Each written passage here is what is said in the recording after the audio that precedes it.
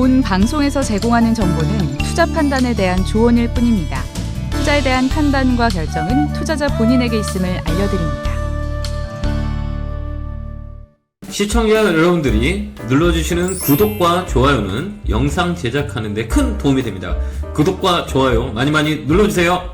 자, 시청자 여러분 안녕하십니까. 김현구의 투톱 전략 시작해 보도록 하겠습니다. 자, 오늘 뭐 추석 전에 진짜 무슨 날벼락도 아니고 시청자 여러분들 많이 힘들었을 거라고 생각이 드네요. 많이 힘듭니다. 지금 시장이 호락호락하지 않는 시장이다라고 우리가 생각하면 되고요.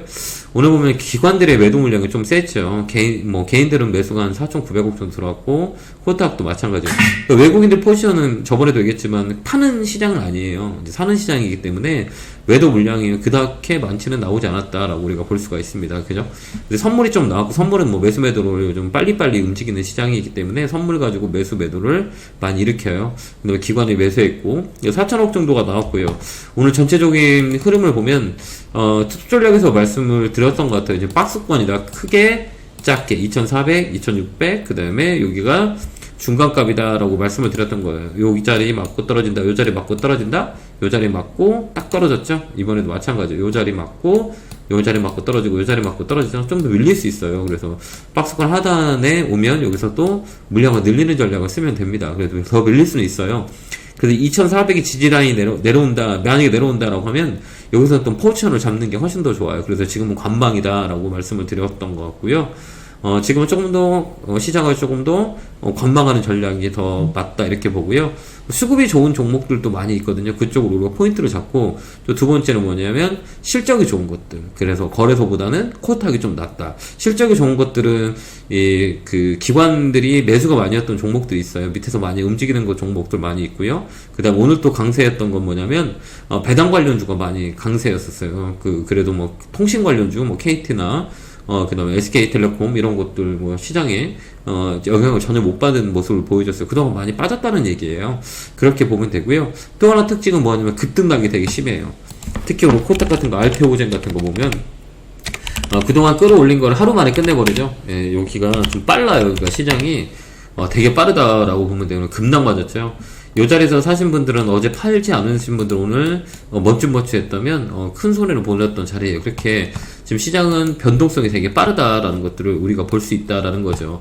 오늘 빠진 거 보면 다 그래요. 여기 보면 이 종목도 오늘 급락이 나왔고, 드림, CIS 이렇게 한 방에 끝내버려요. 유진로봇도 오늘 뭐 급락이 나왔고, 에이스테크 급락이 나온 종목들이 되게 많죠. 그러니까 변동성이 되게 빠른 거예요. 다만 올라올 때도 되게 빠르거든요. 그렇듯이 지금은 우리가 밴드를 잘 보고 올라간 것보다 올라갈 수 있는 것들을 잘 봐야 돼요.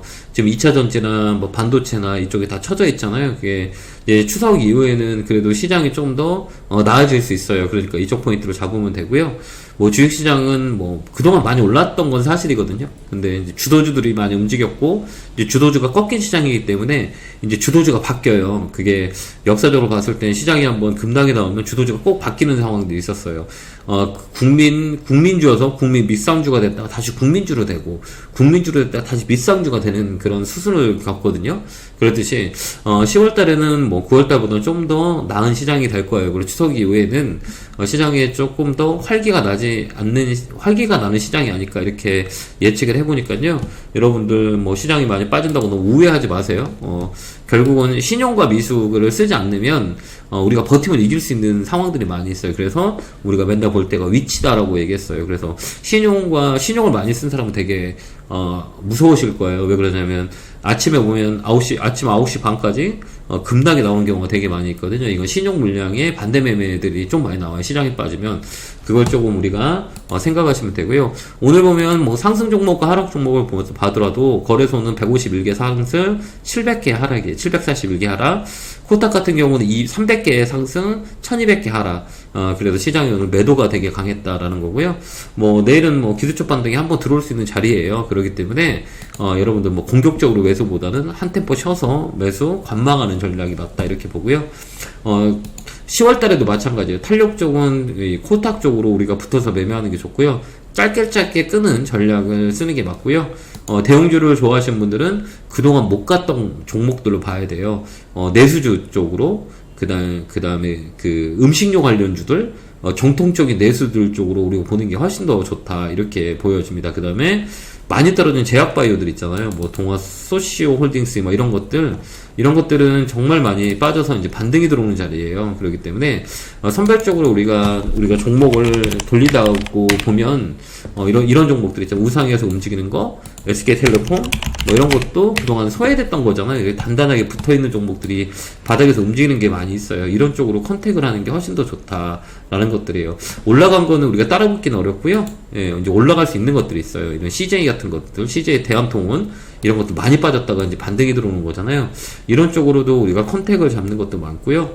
그 다음에 이번에 두산 로보틱스 상장에 IPO에 영향을 많이 줬어요. 청약이 흥행을 했잖아요.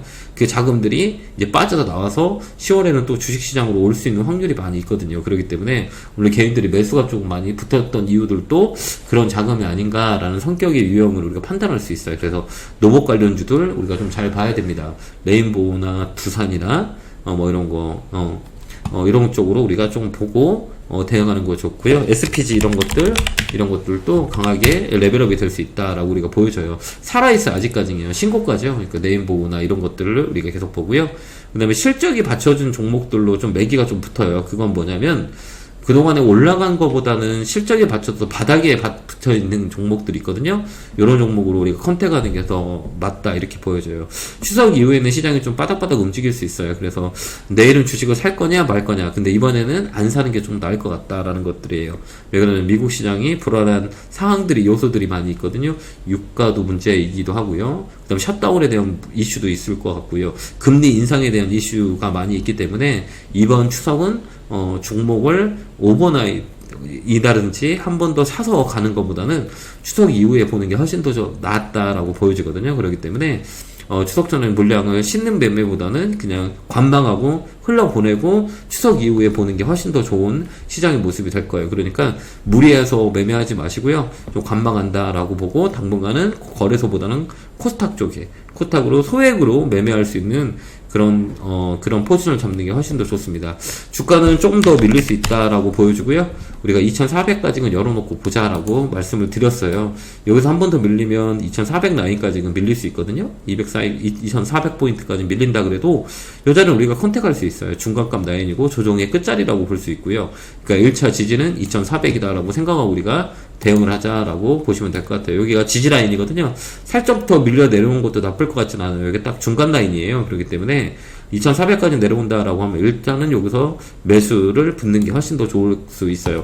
코스닥은 이 지수의 영향보다는 2차 전지의 포지션 자체가 떨어졌기 때문에 지수를 많이 눌렀어요. 에코프로라든지 에코프로 BM이라든지 이런 것들보다는 그 실적이 좋은 바이오 관련주들이 있어요.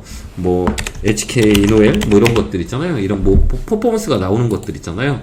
이쪽으로 매기가 많이 붙어 있어요. 그러니까 제약바이오 중에서도 실적과 기관들이 수급이 좋은 것들 많이 있어요. 그런 것들을 우리가 타겟을 잡고요.